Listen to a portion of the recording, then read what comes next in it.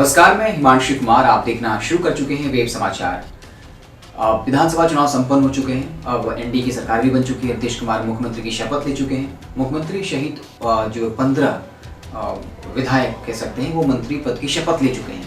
लेकिन आज हम बात करें तेजस्वी यादव जो लगातार ये कह रहे हैं कि जनादेश को शासनादेश द्वारा बदल दिया गया है और नीतीश कुमार परिस्थिति बस मुख्यमंत्री हैं। हालांकि वो आरोप लगा रहे हैं, लेकिन सच यही है कि एनडीए की सरकार बन चुकी है। लेकिन आज हम बात करेंगे तेजस्वी यादव जो है मुख्यमंत्री बनते बनते कैसे रह गए, वो कौन से प्रमुख कारण थे जिसकी वजह से तेजस्वी यादव को हार का सामना करना पड़े। हम आपको बता दें कि जब ओपिनियन पोल हुआ था तो तमाम जो राष्ट्रीय चैनल हैं और संस्थान हैं वो ये कह रहे थे कि एनडीए को बहुत बढ़त हासिल है। लेकिन जब एग्जिट पोल आया तो आपने देखा होगा कि लगातार वही चैनल्स वही संस्थान कह रहे थे कि महागठबंधन की सरकार बनने जा रही है। आखिर ये हुआ कैसे? आपको पता होगा तेजस्वी यादव ने पोस्टर से अपने पिता की फोटो हटा दी और कहीं न कहीं खुद को मुख्य चेहरा के रूप में स्थापित कर दिया और उनको समर्थन भी मिला। तेजस्वी यादव इस मामले में सफल हैं कि उन्होंने रोजगार को मुद्दा बना दिया। 10 लाख रोजगार, 10 लाख सरकारी नौकरी को उन्होंने मुद्दा बना दिया और युवाओं के बीच जो है वो आकर्षण का केंद्र बन गए। और उनकी रैलियों में जिस तरीके से भीड़ उमड़ रही थी तो जो विपक्षी खेमा है उसको भी डरता रहा था कि इस बार महागठबंधन की सरकार बननी तय है। और तेजस्वी यादव की सफलता इस बात में है कि उन्होंने रोजगार को, नौकरी को, शिक्षा को, स्वास्थ्य को मुद्दा बना दिया। एनडीए के नेता बार बार मुद्दा से जो है कहीं न कहीं साइड होने की कोशिश करते रहे। तेजस्वी यादव को जंगल राज का युवराज बताते रहे, लेकिन तेजस्वी यादव ने पूरे तरीके से पूरे चुनाव को अपनी तरफ मोड़ लिया। लेकिन फिर उसके बाद कौन सी वो वजह रही कि तेजस्वी यादव मुख्यमंत्री बनते बनते रह गए। आपको बता दें कि तेजस्वी यादव की सबसे बड़ी गलती थी कि उन्होंने कांग्रेस को 70 सीटें दी और कांग्रेस ने कितनी सीटें जीती? मात्र 19। मैं आपको बता दें कि सीपीआई माले जिसको मात्र 19 सीटें दी गई उसमें 12 सीटें सीपीआई ने जीती। इसके अलावा सीपीआई सीपीएम को 5-5 सीटें मिली थी जिसमें 2-2 सीटों पर जीत दर्ज की। तो इस तरह से वाम दलों का परफॉर्मेंस काफी बढ़िया था। लेकिन कांग्रेस को जो राष्ट्रीय स्तर की पार्टी है 70 सीटें दी गई, लेकिन मात्र 19 सीटों पर कांग्रेस ने जीत दर्ज की। और कहीं न कहीं राजद के राष्ट्रीय उपाध्यक्ष शिवानंद तिवारी ने स्पष्ट कर दिया कि कांग्रेस जो है राजद के लिए पैरों की जंजीर बन चुकी है। उसके बाद से आपने देखा होगा कि कांग्रेस की तरफ से पलटवार किया गया और शिवानंद तिवारी को आस्तीन का सांप कह दिया गया। हालांकि इसमें मनोज झा ने कहा कि ये शिवानंद तिवारी की अपनी निजी राय है और ये सिर्फ राजद के शिवानंद तिवारी नहीं कह रहे, तमाम राजद कार्यकर्ता भी कह रहे हैं कि अगर महागठबंधन सरकार बनाने से चुकी तो इसके पीछे कांग्रेस सबसे बड़ी वजह रही। मैं आपको बता दें कि लगातार तारिक अनवर जो कांग्रेस के महासचिव हैं उन्होंने भी कहा कि अगर महागठबंधन सरकार बनाने से महरूम रहा, सरकार नहीं बना पाई तो इसके पीछे कांग्रेस जिम्मेदार है और उसे आत्मचिंतन करना चाहिए। अलग बात है कि जो कांग्रेस के आलाकमान है वो अभी तक आत्मचिंतन करने के मूड में नहीं है। खैर, वो दूसरी वजह कौन सी रही? दूसरी वजह रही तेजस्वी यादव को वो बयान जब उन्होंने कहा कि बाबू साहब वाला बयान दिया था, आपको याद होगा। वो बयान के बाद कहीं न कहीं द्वितीय चरण का चुनाव हुआ, तृतीय चरण का चुनाव हुआ, उसमें कहीं न कहीं राजद को इसका नुकसान हुआ। जो अगली जाति के लोग रोजगार के नाम पे, शिक्षा के नाम पर जाति से उठकर वोट कर रहे थे उनको कहीं न कहीं जो है इस बयान के बाद उन्होंने अपना पासा पलट लिया। आपको बता दें कि जो प्रथम चरण का चुनाव था उसमें मात्र 21 सीटें प्राप्त हुई थी एनडीए को और कई जिले ऐसे थे, सासाराम कहें या फिर औरंगाबाद कहें, जहाँ पे सीपीआई माले को जो है लोगों ने वोट किया और कई जिलों में सासाराम में जो है एनडीए ने खाता भी नहीं खोल पाया।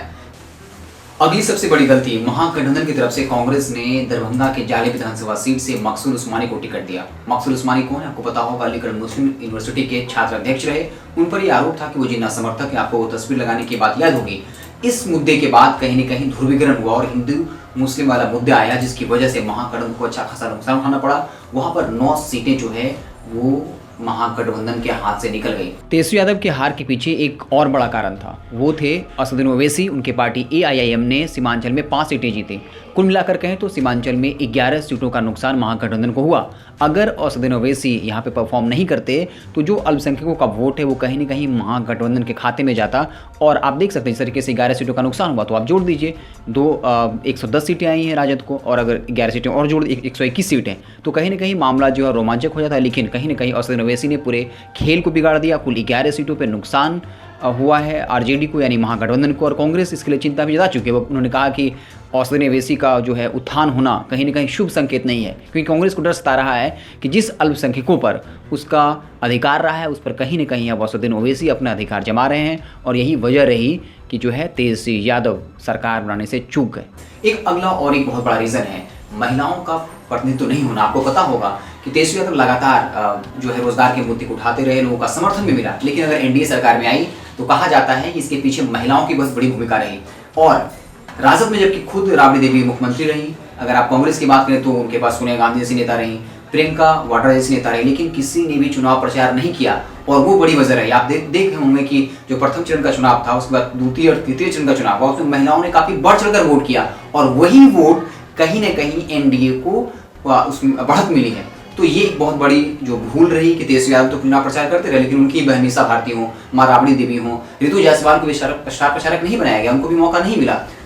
कांग्रेस की तरफ से न सोनिया गांधी को न प्रियंका वाड्रा जो है चुनाव में उतरी, और ये एक बहुत बड़ी वजह रही। जबकि दूसरी तरफ एनडीए से चाहे वो निर्मला सीतारमण हो, चाहे स्मृति ईरानी हो, वो लगातार महिलाओं को अपने खेमे में करती चली गई, और ये भी एक बहुत बड़ी वजह रही जिसकी वजह से महागठबंधन सरकार बनने से चूक गई, क्योंकि मात्र 12,000 वोटों का अंतर है, आप अगर देखें ध्यान से, और जिसकी वजह से लगातार 15 सीटों पर जो है एनडीए लीड कर गई।